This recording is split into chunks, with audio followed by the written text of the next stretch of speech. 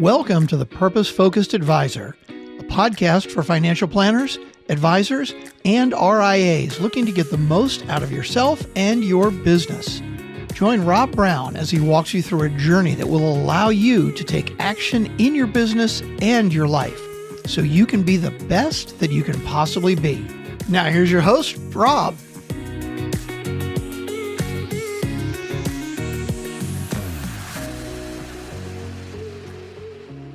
Welcome back. Time once again for the Purpose Focused Advisor. Rob Brown, your podcast host here, along with my guest, Whit Lanier, who is the founder of Amplify Reviews.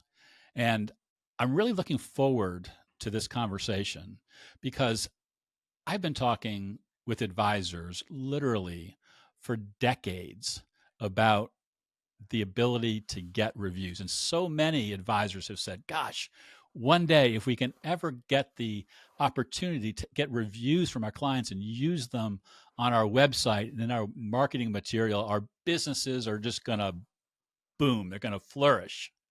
Well, now you can. And I'm having conversations with some of those same advisors, and they don't want to do it. They don't want to take the step forward. They're afraid of what might happen if the regulators pull the rugs out from underneath them again. So Whit, you're going to help me get the advisors off the ledge and talk with them about what they supposed in wanting to use reviews in the first place, and why it's so important and why this is a great time to do it. You got it, Rob. Well, I'm also excited to have this conversation. I talk about reviews a lot, but I feel like the conversation is always interesting. You teed it up really well. Number of reasons, it's very natural to have that hesitation. But like you had said, if you take a minute to think through exactly what the sort of points of hesitation are, I'm pretty confident we can talk people off that ledge like we talked about. Great. So first, maybe just for those who may not know about you and kind of where things are with the ability for advisors to use reviews, where does that stand right now? How has this become possible here in the last several years? Great. All right. Let's try and tackle that as succinctly as we can.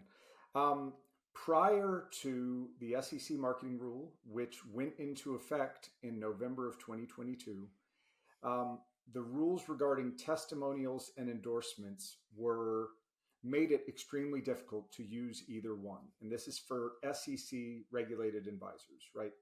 Current state, FINRA is very similar to SEC. They have slightly different language requirements for disclosures, but as of November of 2022, the SEC acknowledged that their marketing guidelines were out of date. They released this broad marketing rule with very specific language around testimonials and endorsements. The distinction there, testimonial is anything from a current client, and an endorsement is from anyone else, someone else in the industry, someone famous, doesn't matter. So very clear guidelines about how you can do this in a compliant manner. And we feel like we both have a platform and a best practice approach that takes the easiest and safest way to meet all of those requirements. And then the last thing is for state regulated advisors, it is a case-by-case basis. Many of them emulate or follow the SEC guidance. Some others are a little slower still. Great. So bottom line is you can do this if you're worried about regulations. There are some regulations or some guidelines that you can follow that can make this possible. And maybe not for everybody, but the vast majority of advisors, the vast majority of the people who are listening to this podcast, you can use reviews, you can use testimonials and endorsements in your business to help tell people what you do and how you do it, and for your clients to be able to use their own words. Correct. And I think one of the things, so I looked through your past podcast episodes, you touched on a bunch of really good topics. One thing that I hear from a lot of advisors is that marketing is hard. And I agree with those advisors. Marketing is hard. One of the nicest things about reviews is rather than having to do a ton of introspection to figure out what makes you uniquely good, you sort of fast track the feedback process of talking to your clients about what they like and appreciate about you and sharing that with the world. This actually goes straight to the source that those prospects would care most about, which is don't filter it, like don't run it through a workshop process. Just tell me exactly what your other clients like about you and what they have to say about you. And so when you embrace a reviews approach that looks like that, it it makes marketing easy. You get sort of evergreen value out of these reviews. Well, we endorse capturing testimonials in the format of reviews, right? A star rating with the review. But those live more or less forever, paying dividends to you for those prospects who come and take a look and are like, I wonder if I would enjoy working with this advisor. Yeah, because the truth of the matter is, people like working with people they know. And when you get a good review or a series of reviews that really talk about who you are and what you do and why somebody enjoys working with you, not just the technical side of it, but the relational side of it, it helps bridge that gap. They may not know you completely, but it's a much bigger step forward. One of the things that we coach on, and maybe this is what you're referencing in the podcast you listen to, is we have a concept that we call the signature solution, and it's the path, the roadmap that our clients take their clients on. And when we help them create that signature solution, that roadmap, one of the things we do is we try to write that in the language that the advisor uses with the client. So they're emulating that. And so by having these reviews, what you're really able to do is help pull some of that language out that may help some of the other ways that advisors talk about themselves, in addition to being able to directly share those reviews. And of course, I have no doubt that your clients, Rob, do a great job of refining and articulating that process. But in my view, all else being equal, if I land on Rob's website and Rob says my process is great and clients love it, that's good. But if instead I read from your clients, Rob's process is great and I love it, it's going to be that much more powerful. Yeah, absolutely. And I think that's important to understand, because it's maybe sounds too obvious, but it is, but it's true. So so let's take a step back to something that I referenced when we were getting started. What are the top reasons right now you're hearing advisors say, "Well, I want to give this some time. I'm not ready to do"? What are the hesitations? I think they generally fall into two categories, neither of which I think are good reasons not to, but they're very natural human instincts. One is, you sort of alluded to the idea of the regulatory concern, which is, even though the SEC has spelled out exactly what you need to do to be compliant, there's a lot of people who want to wait and see. I want to wait and see what somebody else does. I want to wait and make sure that it is confirmed and reaffirmed that this is safe and this is how you do it. My response to that is, if we think about the next couple of years, there's a huge opportunity to get a competitive advantage by being the advisor who does have a meaningful number of positive reviews out there. And so if in the course of our conversation, I can convince you there are no regulatory concerns from doing this. In fact, if you look at how they wrote what you need to do if you're going to use testimonials compliantly, the approach we recommend is the most compliant way you could use a testimonial. So that's one. I'm happy to dive into it as much as possible, but it is that natural, I don't want to be first, I want to wait and see. And what people need to realize is that means by the time you get around to doing it, you are joining the game to stop losing clients rather than embracing the opportunity to win more clients because you're realizing this opportunity. The other one I think is even more human. And I sort of had to subject myself to this. That is, it is hard, especially in this industry. This industry doesn't have a great track record of asking clients for feedback in general, like how are we doing, an annual client satisfaction survey.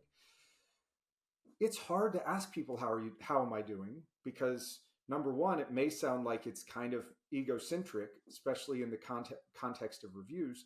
And two, we can't help but be scared to find out what people say, right? So when I said I had to subject myself to this, I've written a bunch of blog posts, I've written a bunch of collateral about this, and I realized at that point, I wasn't in a position to ask for reviews, but I did go ask for LinkedIn recommendations. And to make this as comparable as I could, I just came up with a list of everyone that I could remember working with. And I sent a request to all of them. And I have to tell you, I dragged my feet. I procrastinated for a long time. And it just feels scary to send that request. But it was a fantastic exercise. You can go look on my LinkedIn profile. People said very nice things. It felt great. So, number one, our process has a safeguard so that should the very, very unlikely outcome materialize, which is that somebody has been harboring a grievance against you and it comes out because you ask, we give you an opportunity to, you can't cherry pick out the one bad one, but you don't have to publish our reviews. You have to all or none say, as a whole, these are positive and I want them online. And 10 out of 10 times that is what happens, but you can look at them before they go online. So you can have a little bit of reassurance that the feedback that I collected is net positive, overwhelmingly positive, and that it's something that I want to turn into a marketing asset. Right. And that's, so important, because if you're going to do reviews, you want transparency. You don't want it to be fake and false and phony, and that's important. But I was thinking as you were talking about the fact that it can be hard to ask for feedback. It's another challenge that I run into with advisors that I do coaching with all the time. It's like, what if I start doing these surveys, get this feedback, and I hear something bad or negative, and I'm like, great, that's exactly where you want it to be. You want to know about it. You don't want it hidden in the background, because you can't fix something that you don't know about. And more often than not, I don't know what the numbers are. It's somewhere between 90 and 99.9 out of 100 times when you ask for feedback or you ask for a referral or an introduction,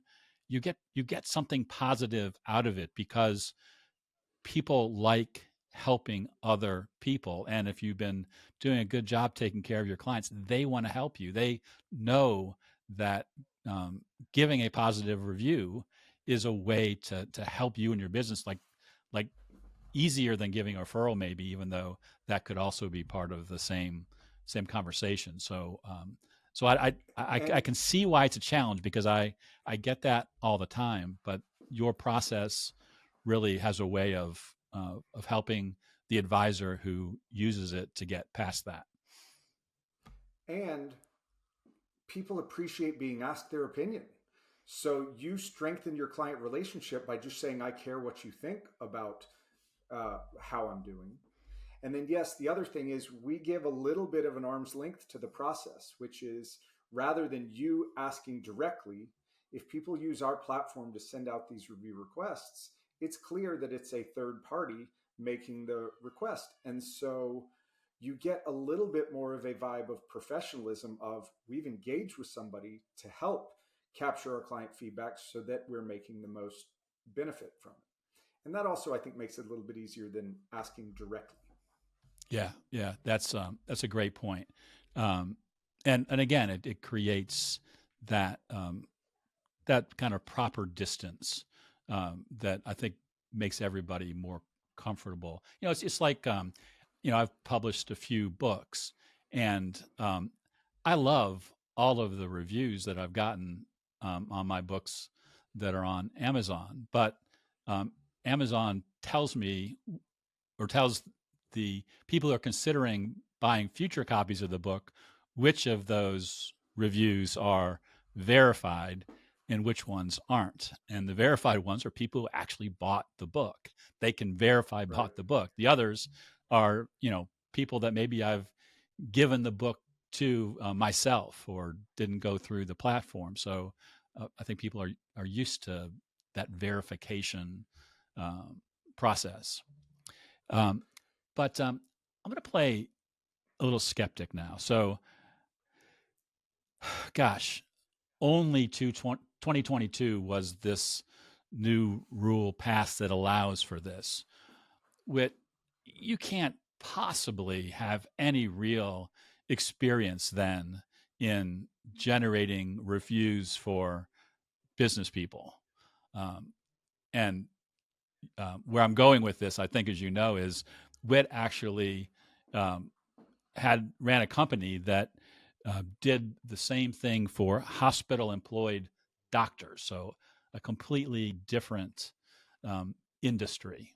So talk a little bit about that history and how that relates. And there is more than just what is now a couple of years worth of opportunity to do this. Right. Yeah, happy to. Thank you, Rob. So it's true, and it's now been almost 10 years since our previous startup found this real opportunity in the healthcare market. Back in 2014, and I will say at the time we thought hospitals and healthcare were sort of the last industry to embrace online reviews. Turns out there are some industries that drag their feet a little longer. So we'll get to that, obviously. In 2014, hospitals did very little to engage with online reviews. And what the opportunity there was, hospitals have to collect patient experience surveys for Medicare. So they send surveys to patients, they ask a bunch of questions, they submit the results to Medicare. Generally, the hospitals didn't share that feedback with the doctors. So it was a huge opportunity. The technology we had already built, we realized could easily take in that data, convert their overall rating to a 5-star scale, convert their general comment to a review, and publish those on the physician's own websites for their own physicians. And what they found out was overnight, that meant they got 10 times more reviews online than there were anywhere else online. They tended to be significantly better, usually a full star rating better average than what was elsewhere online. And we have a good understanding of that now. And another similarity with advisors is the doctors were delighted to see that this feedback was overwhelmingly positive.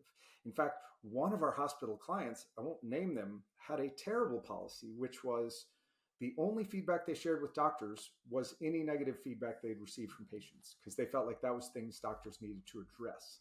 And so we did a case study interview, we interviewed a young doctor who had said, yeah, I asked my mentor what to do with this because it was so depressing. He said, oh, you can't look at that. Just put it in a drawer, never look at it. So when they found out that like the high 90% of the feedback that was coming in was positive and flattering, like that's why they are doctors, is because they want to help people.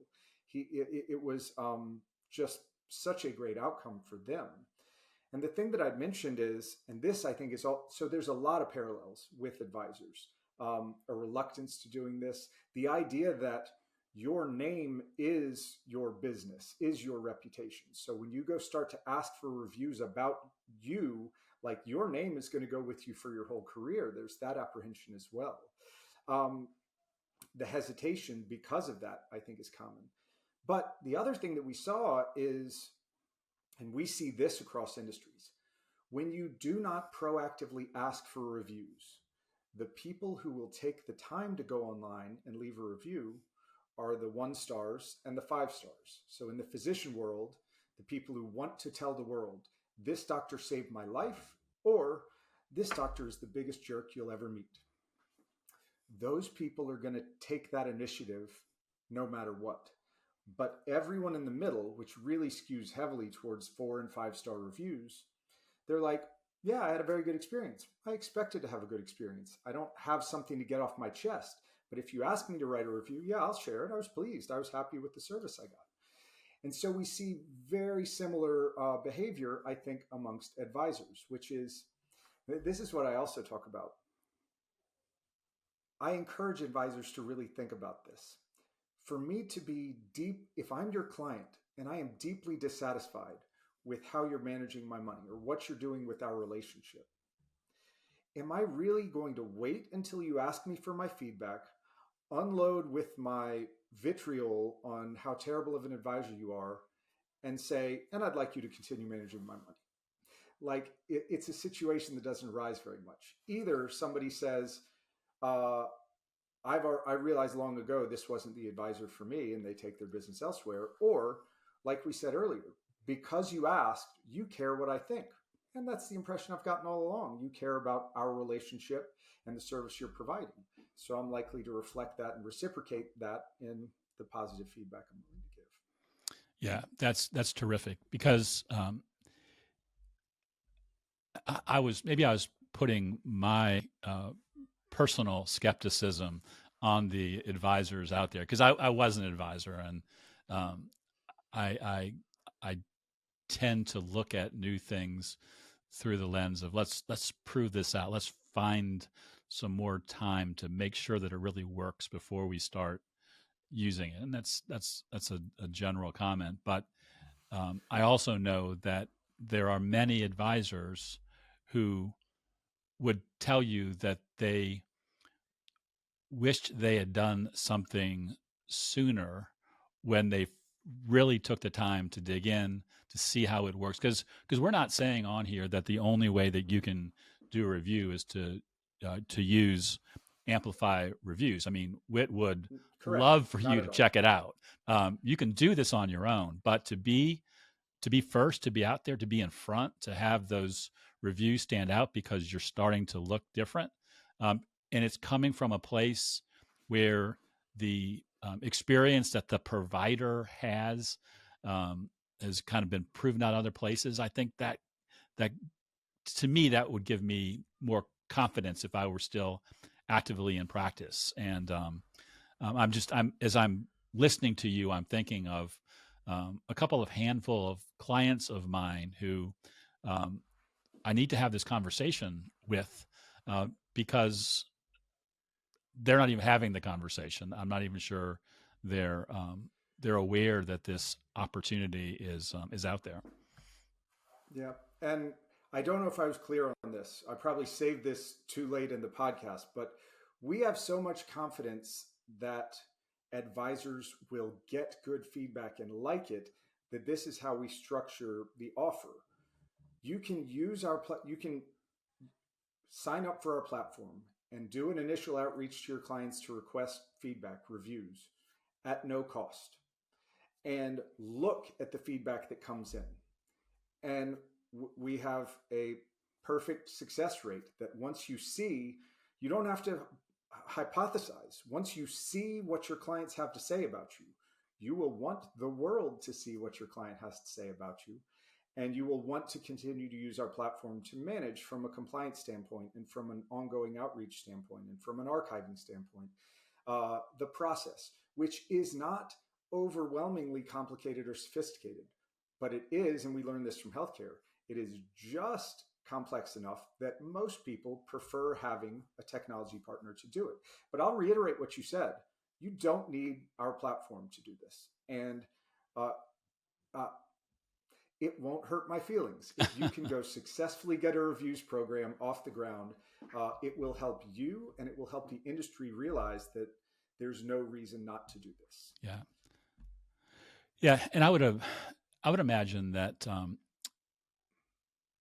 that something else that may happen to you in your effort to evangelize for reviews in this industry is you get pushback from some compliance departments who just don't have the time to really understand what you're doing. It's not that they think what you're doing is bad or wrong or not compliant.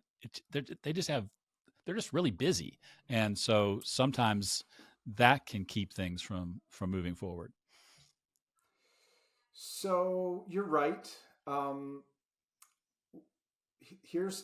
put a positive framing on that while also acknowledging the truth of what you said. The positive framing is we have a 100% success rate with compliance consultants and compliance officers in saying our platform and our approach is a compliant way to do this. Only at a few of the biggest firms have they said, given that we're still not ready to enable this to all of our advisors.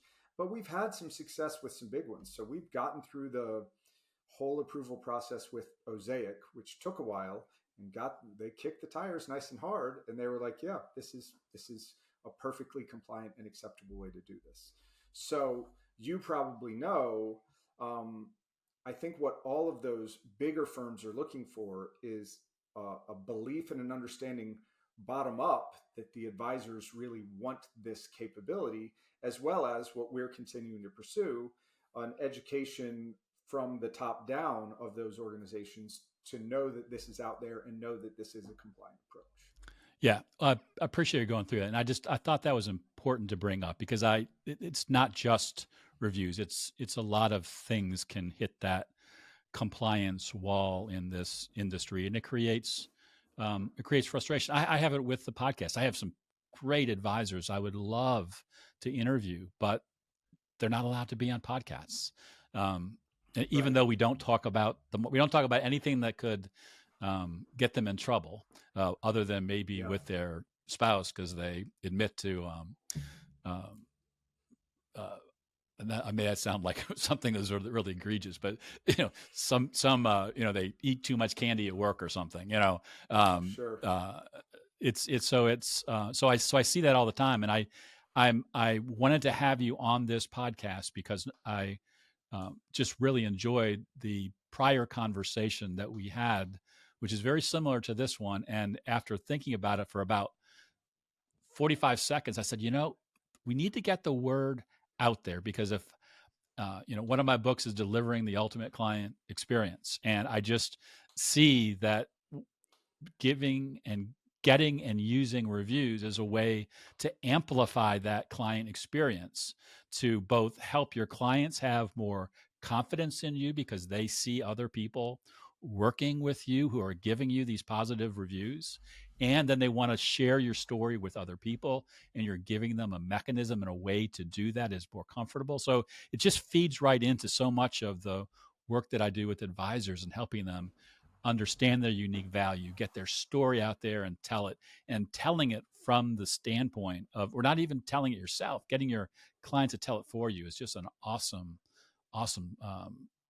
tool to be able to use. And I almost feel bad that I haven't pushed on this a little harder. So I'm going to have to get to those coaching clients of mine soon and get them over to Amplify Reviews. So Whit, we're about ready to land the plane here, but I want to kind of let you have the last word and do two things. One, any other blanks that you want to fill in that advisors should know about this conversation that we're having?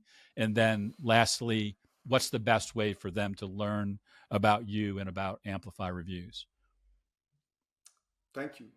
The one thing we didn't touch on is sort of exactly what benefit can they expect to get in the near term. So reviews provide broad benefits for SEO just from the nature of the content of the reviews. That is intimidating to a lot of people, understandably. But what I think everyone understands, just run through the stats as I understand them. Mid 80% of new clients for most advisors come from some sort of referral, a personal or a center of influence referral. Normally, if someone asks for referrals, I saw data that said they get 2.6 names. I'm going to round it up to 3. So I want an advisor. I ask my smartest friends. I get 3 names. Whether I am looking for reviews or not, I'm going to Google those 3 advisors. And the real opportunity right now is if I have 3 names, I Google 3 advisors, one of them has 55-star reviews and the others have none. That's going to be the first advisor that I reach out to. And the last stat I saw is that 51% of people go with the first advisor they reach out to. So if you just follow those numbers down the funnel, by being proactive and taking advantage of this opportunity, which we make pretty stinking risk-free, you're going to win more of the clients who have done a drive-by of your website, and maybe you won 1 in 3, and now you're going to win 1 in 2. Maybe you're going to win more than that. But that's the immediate benefit that I hear people are seeing, and that just makes common sense based on all the data of how much consumers like reviews. So that's the last sort of benefit that I don't think we touched on. What was your second question? Oh, how do they get in touch? So how could you forget that one? At your other episodes, only needed one moment. I know from looking at your other episodes, your show notes are great. You'll have my LinkedIn, Amplify's LinkedIn, our website. We try and be responsive on any of those channels. And the last thing I'll say is, like I said at the beginning, I love having these conversations. I had a great conversation with a friend of mine from business school out of industry. They were not going to be a client of ours, but I had a good half-hour conversation about their review situation, and I loved hearing about it. I loved hearing about what their perspective was. So if people have compliance doubts, I would love to have that conversation. Like I said, I'll put our perfect record on the line. And if they don't think they want a vendor, they just want to understand things, I'm happy to have those conversations as well.